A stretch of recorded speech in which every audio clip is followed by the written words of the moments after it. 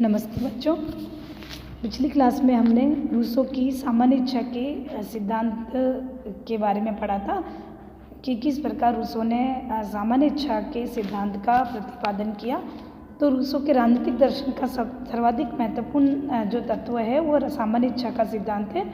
Rousseau ने सामान्य इच्छा के सिद्धांत के अंतर्गत जो उसने वर्णन किया है वो एक समझौते के द्वारा किस प्रकार समाज या राज्य का निर्माण होता है और किस प्रकार समुदाय व्यक्ति जो है वो किस प्रकार समूह के लिए या एक समाज के लिए एक समुदाय के लिए अपनी शक्ति का त्याग करता है और उसके बाद व्यक्ति की व्यक्तिगत इच्छा के स्थान पर एक ऐसी सामान्य इच्छा जन्म लेती है जो राज्य का आधार होती है। तो इस आधार पर रूसो ने सामान्य इच्छा के सिद्धांत को समझाने के लिए यथार्थ इच्छा और आदर्श इच्छा दो तरह की इच्छाएं बताई है। तो उसने सामान्य इच्छा को व्यक्ति की आदर्श इच्छाओं का योग बताया जो सामान्य हित की सामान्य भावना पर आधारित होती है। तो बच्चों, सामान्य इच्छा का निर्माण व्यक्ति की जो व्यक्तिगत इच्छाएं होती है वो एक प्रकार से समझौते के बाद परिष्कृत हो जाती है और वो सामान्य इच्छा के रूप में कन्वर्ट हो जाती है जो सामान्य हित पर आधारित होती है।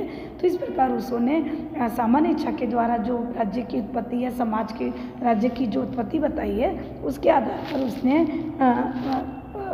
जो राज्य है वो जो किस प्रकार का बनता है वो एक प्रकार का लोकप्रिय संप्रभुता पर आधारित राज्य बनता है, क्योंकि उसने सामान्य इच्छा की कुछ विशेषताएं बताई है जिसमें अखंडता, एकता, अविच्छेदता या अद्वैता सर्वोच्च होती है, निरंकुश होती है, स्थायी होती है। सामान्य इच्छा लोक कल्याण पर आधारित होती है।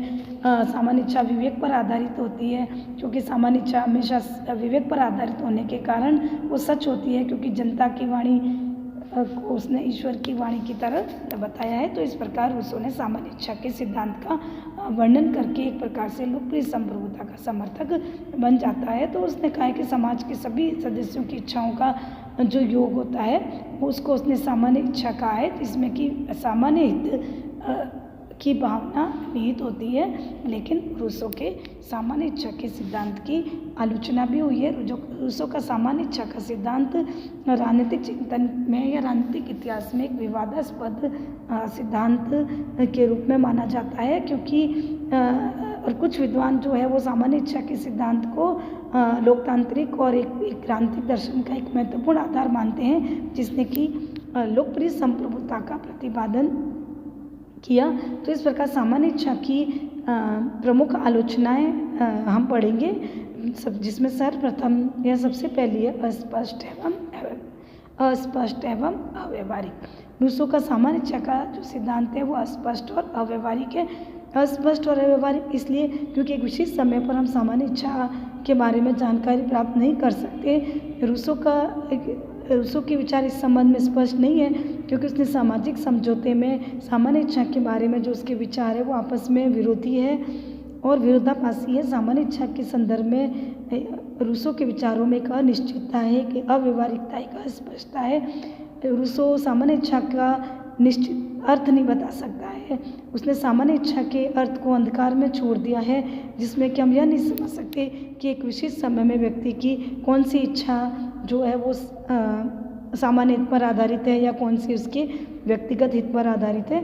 दूसरी आलोचना यथार्थ इच्छा तथा आदर्श इच्छा का भेद काल्पनिक। रूसो ने सामान्य इच्छा के विचार में यथार्थ और आदर्श इच्छा का भेद बताया है, जिसमें उसने कहा है कि यथार्थ जो इच्छा है वो व्यक्ति की तुच्छ इच्छा होती है और सामान्य इच्छा व्यक्ति की आदर्श इच्छाओं का योग होती है।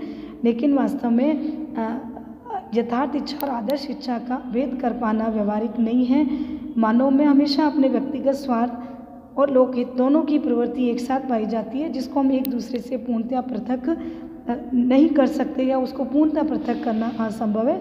तो हम एक विशिष्ट समय में यह निर्धारित नहीं कर सकते कि कौन सी इच्छा यथार्थ है या कौन सी इच्छा आदर्श है। व्यक्ति आदर्श और यथार्थ दोनों इच्छाओं से प्रेरित हो सकता है। तीसरा, सामान्य हित की व्याख्या संभव नहीं।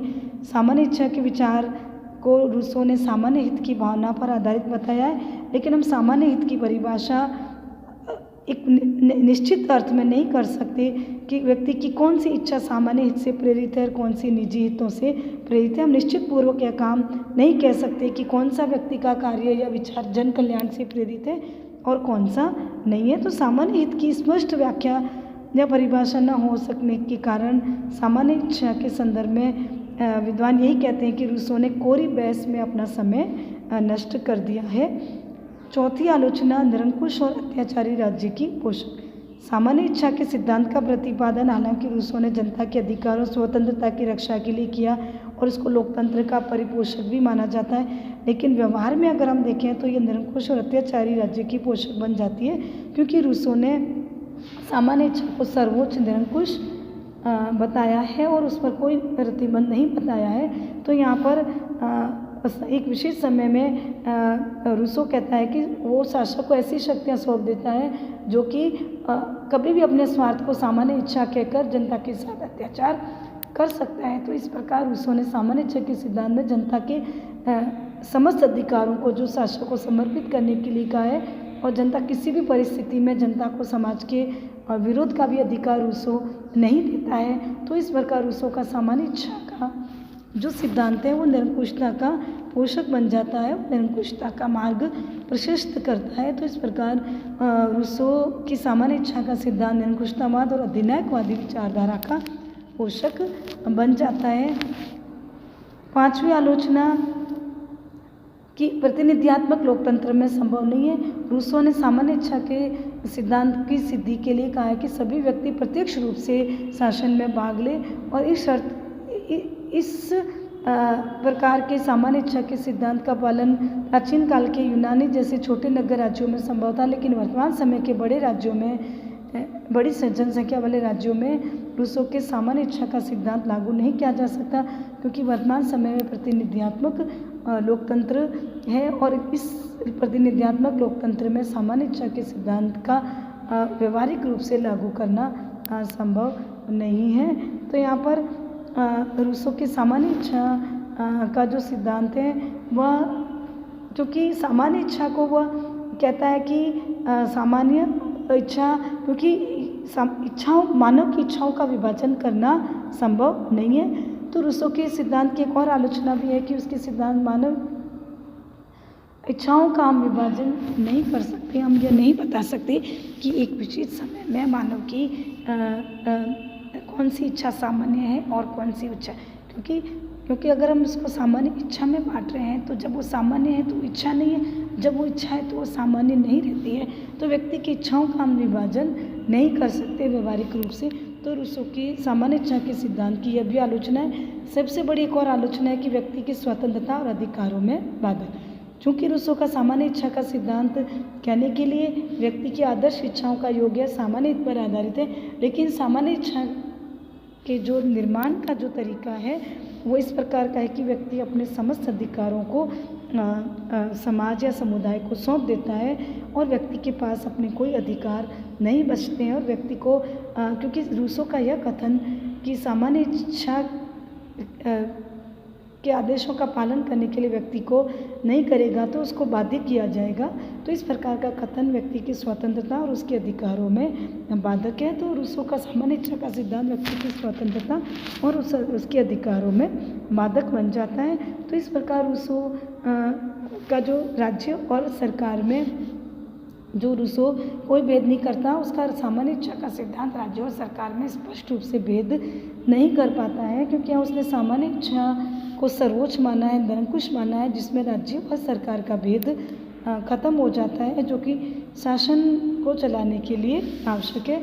तो इस प्रकार रूसो का सामान्य इच्छा का सिद्धांत जो है वह एक प्रकार से विभिन्न आलोचनाओं से घिरा है, लेकिन रूसो का सामान्य इच्छा का विचार आंतरिक विचारधारा के एक महत्वपूर्ण देन है, क्योंकि इस विचारधारा का, इस सिद्धांत का यह महत्व है कि रूसो के सिद्धांत ने प्रजातंत्र का पोषण किया या प्रजातंत्र को प्रतिपादन किया, क्योंकि उसने यही बताया कि सत्ता का आधार जन स्वीकृति है या व्यक्ति की इच्छा सर्वोपरि है, और उसने शासन का आधार व्यक्ति की सामान्य इच्छा या सामान्य हित की भावना को माना है। तो इस प्रकार रूसो ने सामान्य इच्छा के सिद्धांत के माध्यम से एक आदर्श और एक स्वशासन की सिद्धांत को प्रेरित किया, जो लोकप्रिय संभवता पर आधारित है। सामान्य इच्छा का सिद्धांत राष्ट्रवाद का पोषक है, जिसमें कि एकता, सहयोग, समर्पण और सम्मान की भावना जिसका आधार है।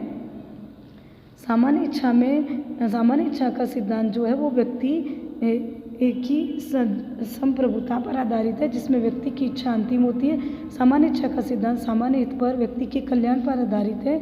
सामान्य इच्छा का सिद्धांत जो व्यक्ति और समाज में आंगिक एकता पर बल देता है। सबसे बड़ी बात है कि सिद्धांत के द्वारा राज्य को सामान्य इच्छा का एक साकार रूप बताया गया है, जो व्यक्ति की एकता के लिए और विकास के लिए जरूरी है। तो इस प्रकार रूसो का सामान्य इच्छा का सिद्धांत जो है वो राजनीतिक सिद्धांत की केंद्रीय विचारधारा है और इतिहास के लिए रूसो का ये सामान्य इच्छा का सिद्धांत महत्वपूर्ण सिद्धांत है, जो कि बहुत महत्वपूर्ण है और मौलिक भी है। तो इस प्रकार रूसो ने सामान्य इच्छा के सिद्धांत के माध्यम से वह एक प्रकार से लोकतंत्र का और लोकप्रिय संप्रभुता का पोषक बन जाता है, जिसमें रूसो ने कहा है कि जनता की वाणी ईश्वर की वाणी की तरह है और सत्ता जो है वो जन इच्छा पर और सामान्य हित पर आधारित होती है। तो इस प्रकार रूसो ने सामान्य इच्छा के सिद्धांत के माध्यम से हमारे सामने एक प्रकार से लोकप्रिय संप्रभुता का प्रतिपादन किया।